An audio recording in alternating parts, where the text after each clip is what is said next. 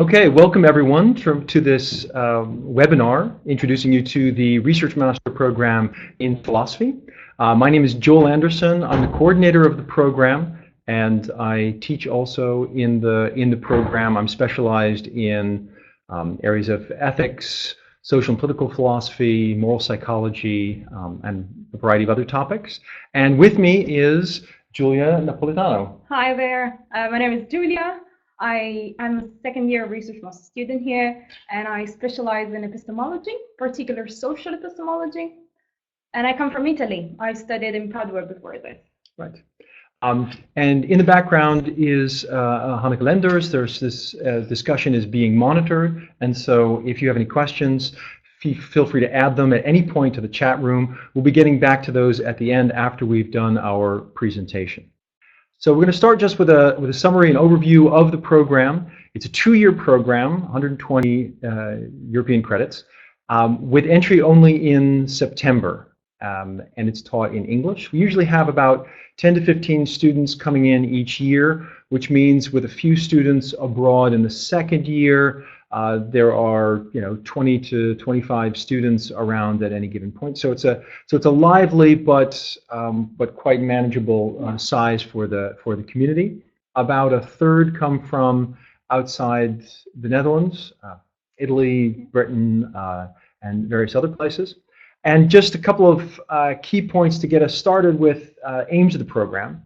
So the focus is on research and on developing your skills as a researcher in philosophy. So that involves both making sure you have a solid, broad knowledge of philosophy, that you're aware of things going on in your area of specialization and outside of it, but we really emphasize the idea of developing a strong specialization, your own knowledge set, your own questions and areas of focus that then culminate in the thesis. And we'll be going through the curriculum then to sort of explain how things fit together and provide that training. And as we go along, Julia's going to jump in, hopefully interrupt me plenty of times because you get sick and tired of listening to me, with more information about how things are from her perspective. So I'm just going to start, first of all, with this core sequence, which really is geared toward providing this advanced foundation and skill set that everyone needs in the field. So there's one course in each term throughout the first year. So you have core readings in theoretical philosophy, areas of epistemology, philosophy of science, metaphysics, philosophy of language, and so on. And then core readings in history of philosophy, with some modern philosophy, some ancient philosophy, and core readings in practical philosophy, engaging with issues of ethics and political philosophy. Yeah, every year the focus is different. True. It's always pretty basic, like you don't need to have a lot of familiarity with the topic to begin with, and then and you try to go a bit in depth in some subtopic. Or one of the things I really like about it is also when I taught the core readings in practical philosophy last year, for example, you have some people who are more specialized in that area and have a stronger background, and others for whom it's newer, and so there's a lot of peer learning going on as well. So, for instance, in my case, the core reading theoretical philosophy were in the philosophy of logic, right? And then for history of philosophy, we did some Aristotle and some Kant. And then for practical philosophy, we do it with just an overview of a set of contemporary topics. Yeah, exactly. So, every year the focus is slightly different. And then the fourth in this sequence of required courses is what we call the Philosophical Research Methods and Design course, which is intended to kind of refine the key research skills that you've been developing during the year and kind of position you for the second year where you're doing more independent work and ultimately writing the thesis. That's really helpful because it's like having a course to, for instance, we worked on rewriting a paper. I think it's a great idea. So then now that I'm applying for PhD position, I have a writing sample ready, and then we worked on more aspects of philosophy for a wider audience. So we wrote a blog post. So we did, and we had some instruction on how to write a research prospectus. Right. So it's an occasion to just start working towards applications, because I guess for most people. For many people, that's what they do. Not everyone does yeah, that, and we'll yeah. get to that in a bit. But the idea is to make sure that people can hit the ground running when they get to the phase in the program that you're in finishing up. And then in addition, we have it's technically a course that's offered that everyone takes in the first and the second year, but it's actually really a package of activities. So it's called the Research Colloquium, and it involves several components. So one component is that you participate in one of the biweekly research colloquia of either the practical philosophy group or the theoretical philosophy group or the history of philosophy group. And that involves... It's a seminar every 2 weeks in which it's either work in progress by some staff members, or it can be lectures given by people from outside of... Right. Like yesterday the Ethics Institute had David Velleman from New York University visiting, and it's a recent paper of his that was being discussed. It's actually part of a book that's coming out, and I mean, you've got the full professors there, you've got all the research staff, you've got postdocs, PhD students, and the research master students are there as well. So that's... And there's drinks afterwards. And there's drinks afterwards. So that's one thing that everyone... It's also part of kind of finding your community, and getting a sense, as I like to say, of seeing how the sausage is made. So you see... Like I part of a book manuscript of mine was discussed in September, and you know, I have to say it is kind of it's sort of intimidating to have your students there and you're showing like work that you're not entirely finished and they see you engaging, you're engaging with them, you're engaging with your colleagues and so on. But it does... Well, from the student side, it's amazing because you see that actually even professors get stressed, they get nervous for things. So it's kind of, well, so it's part of, and as you say, so participating in a research community and getting a sense of what that's like. We also have 4 times a year, sometimes more, an Utrecht philosophy lecture where there's an outside speaker who comes in, and then linked to that we'll have a seminar with the research master students on some other piece of work of the speaker. So it's several activities, but it's spread out throughout the year, so you don't really feel a lot of it's not a massive workload all at once. And there's like sort of like the departmental philosophy lunches are once a month, but that's 1 hour for lunch, and there's free lunch provided. So so there's a lot going on, and that's actually part of the curriculum. Then we have the topic seminars, and in the course of 2 years, you'll have the opportunity to take at least 4 of them, but you can take all of them if you like, I suppose, where they're divided into each of the 3 areas, right? So in period 1 of the first year, next year, for example, you have a pick between a course in early modern philosophy, or a course in philosophy of human rights, or a course in metaphysics. And these are topics courses. So again, they change each year, tied to ongoing research of the staff. And I like to think of this as a kind of an upside down pyramid of sorts, that you have the broadest topics are in the core readings courses, and then somewhat more specialized are these topics seminars, and then more specialized are the tutorials, which we'll get to a moment, and then the thesis. So these are areas where faculty are doing ongoing research, and you kind of get a sense of a topic in the field. I think what's good about the topic seminars is that there is always a lot of choice. Because they change every year, and then they are very diverse. But then at the same time, if you do want to specialize, if you have your ideas clear from the beginning and you want to specialize in some area, then you can always pick one from your area. You can have kind of like a theoretical philosophy strand or whatever, and we'll have an example of that we'll show later. These are just in block 1 and in period 1 and 2, and in period 3 and 4 there are other courses offered. But this is designed this way because in period 3 and 4 the second year students are working on their thesis. So in the first and the second block you have first and second year students mixed together.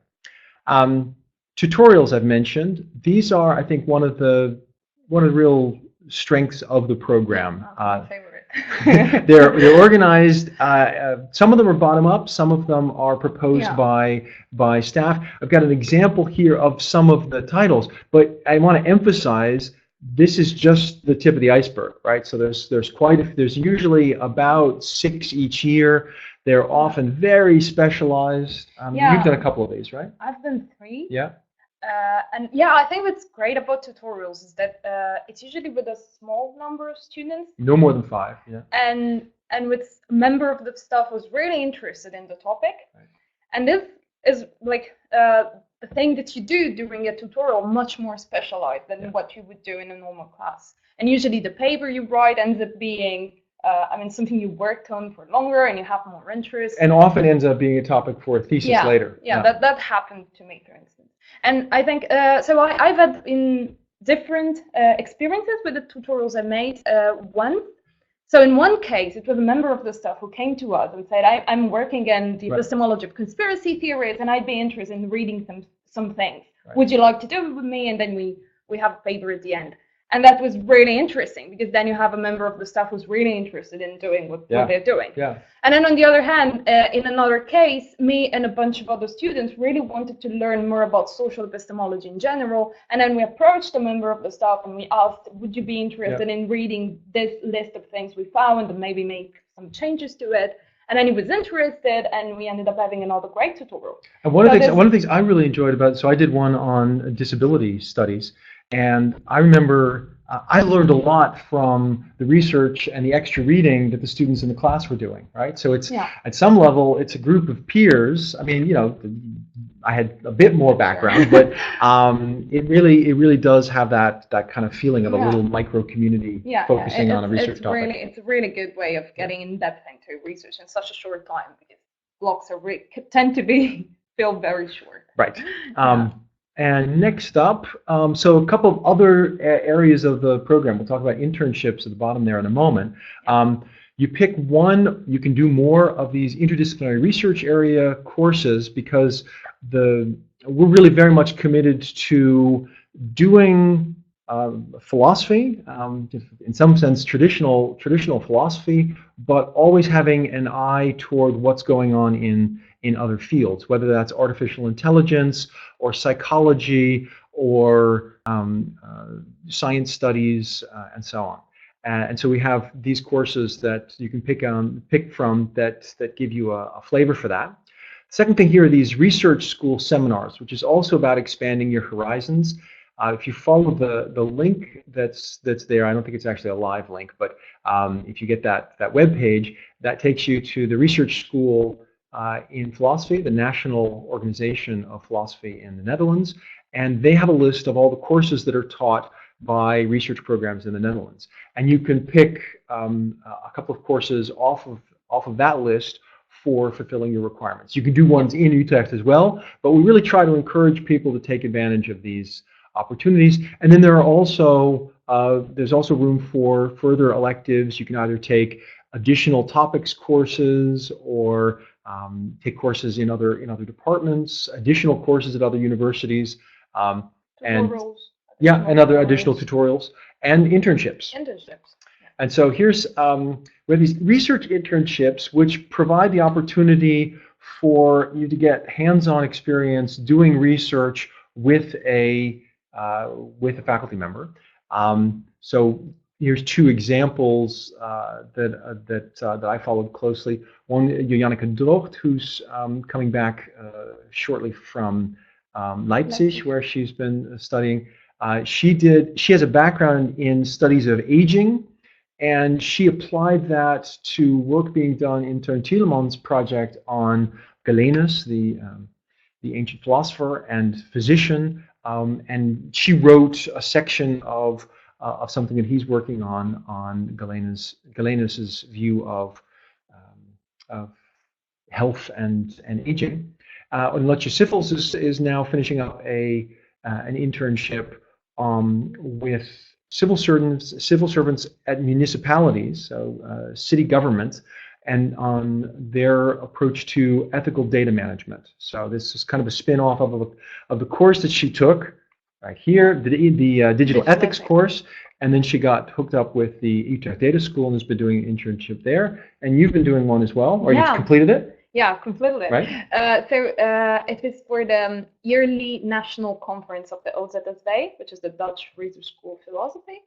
And this year it was hosted by our department. So I helped the organizing. A lot of work. I just assisted the organizing committee in the final stage of organizing the conference. So my tasks were things like putting together a program, starting from the abstracts we received, and organizing all the printed matters, and assisting during the conference, and recruiting some master students to help out during the conference, and also organizing them thematically. I mean, that was very a lot. impressive. Yeah. So the actual philosophical work for me was, first of all, I got to read all the abstracts that were accepted, and there were many. Yeah. Like we had more than 100. So you know better than I do what's going on in philosophy in the Netherlands. And it's such a great way to find out what people are doing in the Netherlands, and to get an idea of who's working on what. So that was really great. Plus, I had to group them thematically and put together. There were like 8 parallel sessions. So I had to do a lot of work to put them together thematically and not create overlaps, so that people could go to things they were interested in without any overlappings. So yeah, it was a lot of work, but it was great fun, and you get to see how more practical aspects of academia work, because I had no idea how you would start organizing a conference. No, and it also, as with going to the colloquium, it gives you a sense of how it's made, right? This is kind of a Vico point or something, right? That like you understand an article that you read as well, and you see so that the audience is thanked, and you kind of have a sense of how that came about. Plus, it's worth mentioning, there were, I think, 6 posters or something from our research master students presented at the conference as well, which was great to see. So all the philosophers of the Netherlands milling around and talking to them. And it was a fun experience. And then, of course, the culmination of all of this is the thesis. And I've got just a couple of, just to overwhelm you with lots of words. These are just some examples of topics that people have addressed in the past for their theses. These are titles of real theses done by people. This is an entire semester of concentrated work, and it's a daunting task. It's one that we hope we've prepared you for, and we provide some support as you go along. You work closely with the supervision of a faculty member. We need to finish on time because I've got an appointment with Don about his thesis, and it really is an occasion for coming up with a kind of proof of what the level is that you can attain in working your own line of specialized research. Yeah, I have just started. I mean, not just started. It's been already. Yeah, it goes fast. It goes fast. It does. So I mean, for now, I'm enjoying it extremely because it feels like you have a lot of time to actually go in depth into something. And I'm working in social epistemology on the epistemology of interested testimony, and I'm taking the case of anti-vaccination movement. Oh, okay. So I'm working on something really practical and really actual, and I'm trying to provide some sort of epistemological overview of the situation. Well, you should definitely talk to Stephen Keifeld, because the PhD position that he just got at Wageningen University is on a project about that. Okay. With Marcel Verwey and Roland Pierik. I will talk to him then. Yeah, good. Yeah, but it's interesting. Like it's an entire semester to actually dig into something. Then you really become an expert on something. Yeah.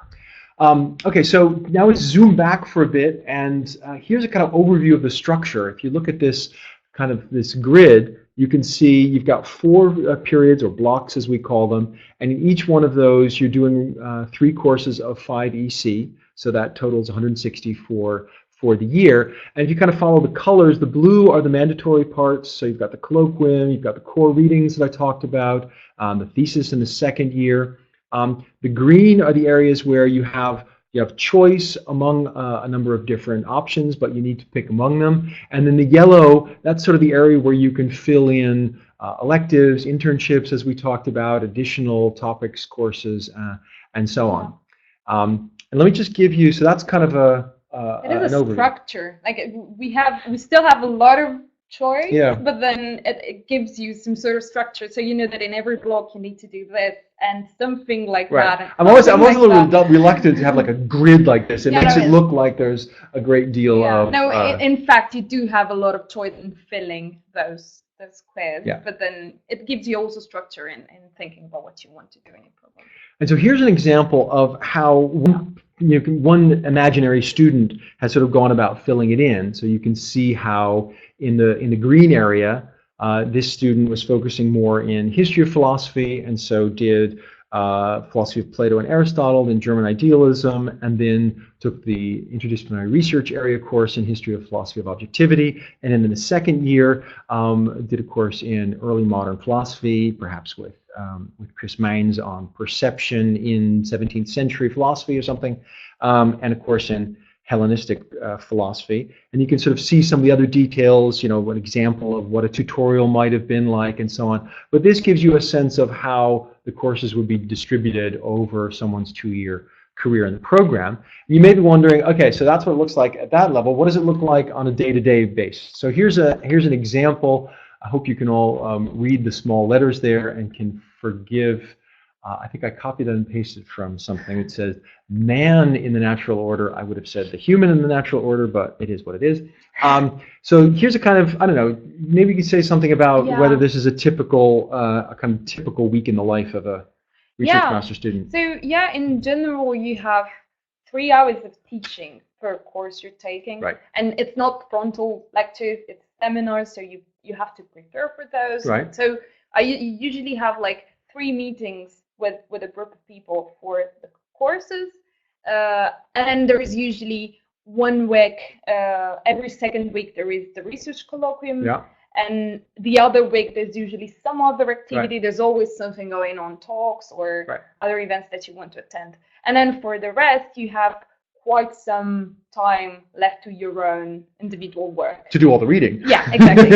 it does require, I mean, it is a full-time job. It requires quite some dedication. Yeah. But then it still leaves you the time to actually organize the work the way you want to do it. Because the actual meetings, the moments in which you need to be there in class are very few. Yeah. Good, and we can get into that in the Q&A later if you have any more questions about that. So wanted to mention also something about study abroad. Vouch had a question in advance about whether or not it was required. It's actually not required. We encourage students to consider it closely, especially if they're from the Netherlands or they've done their degree program in our program at the undergraduate level, the BA level. It's a great opportunity. We have some good connections with universities in various places. In fact, I was just on the way here, I was emailing with the director of the Center for Bioethics at Monash University in Melbourne, where Pepijn is going to be going next year, about some plans to get him involved with some research there. So it's a great opportunity. The time to do it is in the first semester of the second year, because you've got the required courses in the first year. But we make it very doable because you actually have reduced requirements if you study abroad. So you're only required to do 1 tutorial instead of 2, and you don't have to do the topic seminars in the second year because you're doing a lot of that while you're studying abroad. So we try to make it possible and encourage you to do it, but it's not required, and we're happy to have you stay around. Yeah. So, okay, yeah. Okay, so now this is kind of a big question. Why in Utrecht? One of the main reasons is I think we do have. I don't like to get into any comparisons, but I think we have a very strong teaching staff of really active researchers, internationally connected, very and very, I think, committed to integrating what they're doing in their research into their teaching, particularly at the graduate level. I wanted to highlight this link here to research/philosophy. It's a good place to go to find out more about the different research groups and some of the grant programs that are there. We've been quite successful in landing grants, which also means there are lots of postdocs around and more PhD students and just a high level of activity. Conferences, and invited speakers. It is a very active department. There are a lot of activities. Not all of them are mandatory, but if you want to keep yourself busy, with you can certainly keep yourself very busy. Going on. And we have maybe something about these three groups because I mean it's not like we have sub-departments. They're research groups. There's plenty of interaction, but it is kind of a community within a community of people who are more focused in history of philosophy or in ethics and practical philosophy or theoretical philosophy. But especially one of the things I think is really important about how our research master program is set up is it allows for some of that specialization within a group, but also allows for a lot of movement across those groups. Yeah, definitely. And then my first year, I was following both the PF colloquia and right. the TF. That's right. And at some point I just switched to TF, but still, whenever there's my heart is still broken. Whenever there's the talk I'm interested in, you just go and you still keep in touch with the stuff you're in classes with. So it's not that strict, but you do feel a bit of affiliation to. Well, that's the idea that you have a kind of you get a bit of a connection with a particular group. Exactly. Also by following the colloquium all year, and then maybe you stay for drinks later once in a while, you have a chat with people. Staff know your face and so on, it's very personal. It's not, I come from a much more impersonal I think many programs are like that. I would like to say something about the student community. Please. Because I think that our research master student is made of like lovely people who like students who actually help each other a lot, and we have kind of formal moments for this because we have this thing which is called a Wippermappel, Work in Progress Research Master Philosophy. And this is a moment that we have every second week. We meet for a couple of hours and students present their work in progress papers or projects or thesis topics. We just had one yesterday and in which Nikki and Marielle, they presented their thesis topic and their progress. Cool.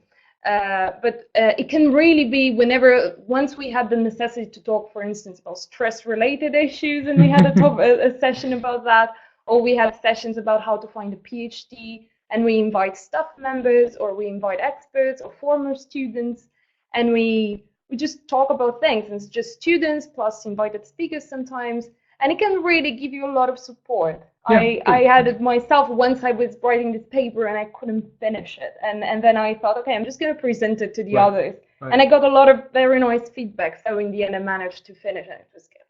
So there's also even more sort of completely social. This picture is from last year's study retreat where.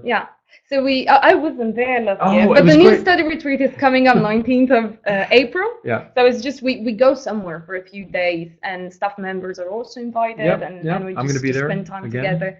But there's also, we do hang out with each other a lot. We have this little community, and we study together, and it's also sometimes much more informal, but we also have some formal moments. We just had an open podium last week. She was amazing. She was singing. I performed. So it's a really nice community. I was really impressed myself. What about what's it like? What do you think of Utrecht?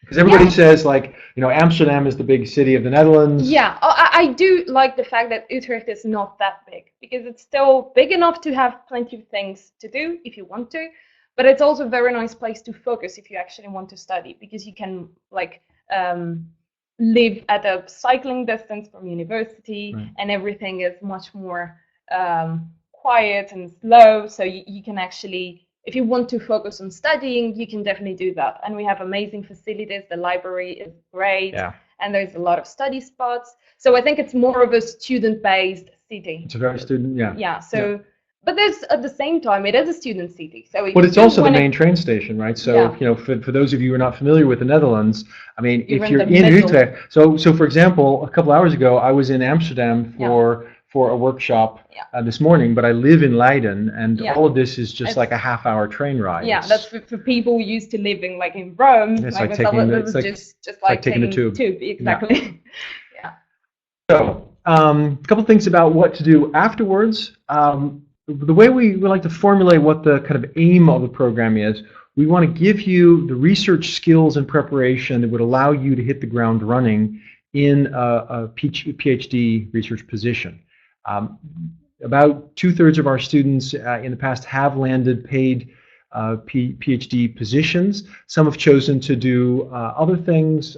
Here are a few of the examples. I also have, and it was an excellent student, Robin de Bruin, who now works in management for the National Railways, doing really interesting things about logistics, and someone who works for the city government in Amsterdam on work opportunities for people with disabilities. So there's quite a variety of things that people end up doing.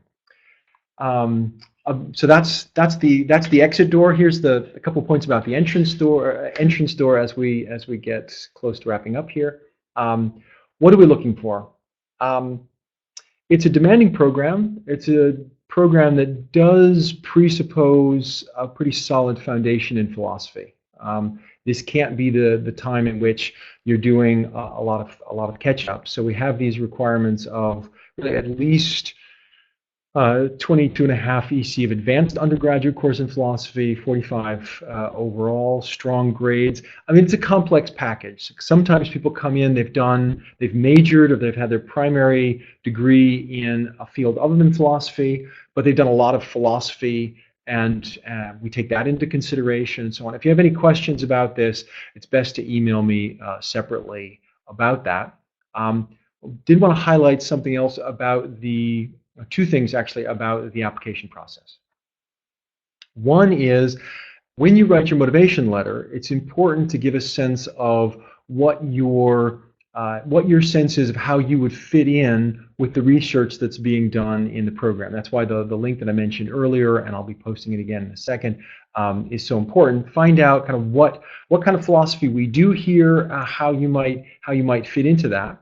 And the second thing is, part of the application process involves writing a research paper prospectus, which is just basically a one-page outline of how you would write a research paper about one of 3 texts that we make available to you in the application process, which give us a sense of how would you do with the kinds of topics that are going to be central to the program. So you send in a writing sample that needs to be in English and about philosophy, or if you don't have that, one about philosophy and one in English, because we want a sense of both of those aspects.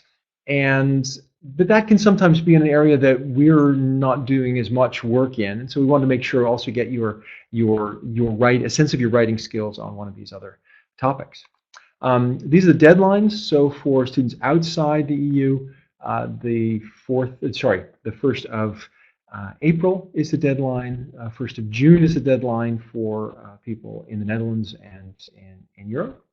And I think at that point we can turn things over to the Q&A.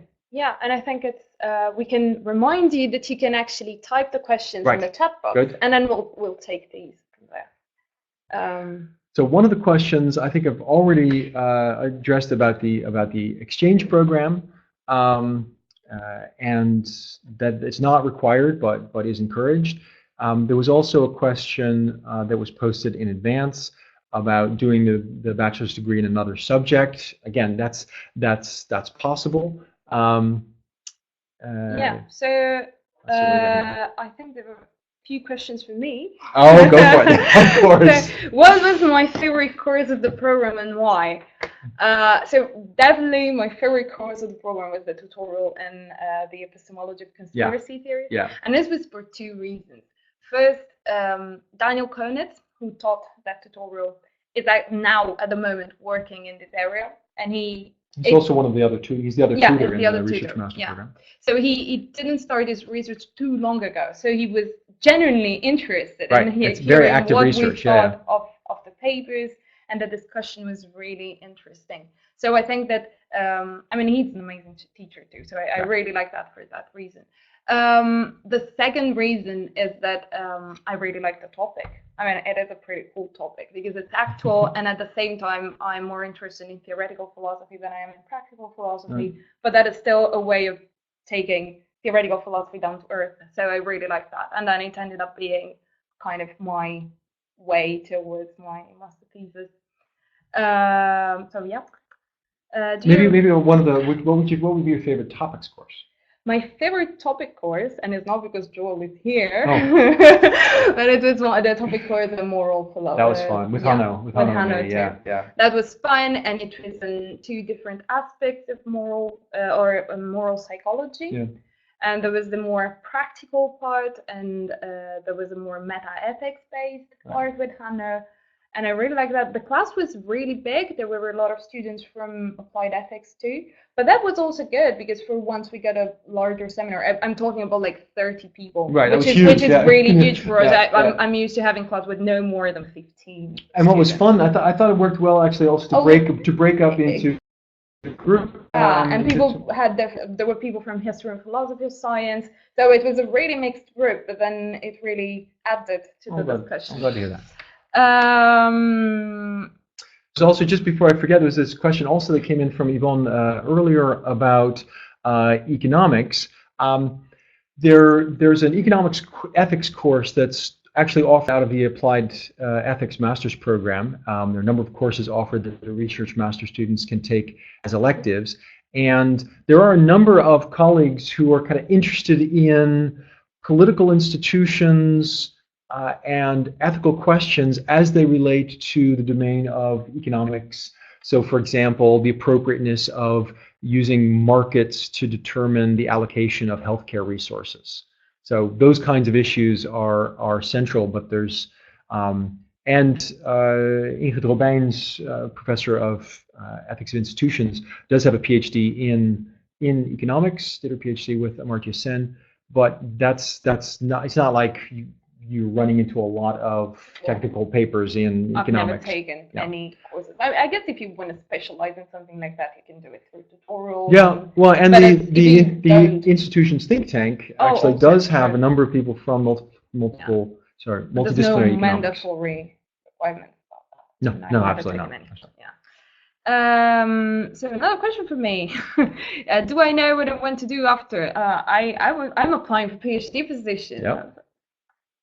And well, maybe in the Netherlands, maybe not. Or shall see. Yeah, casting your net widely. Yan Chen had a question about the acceptance rate.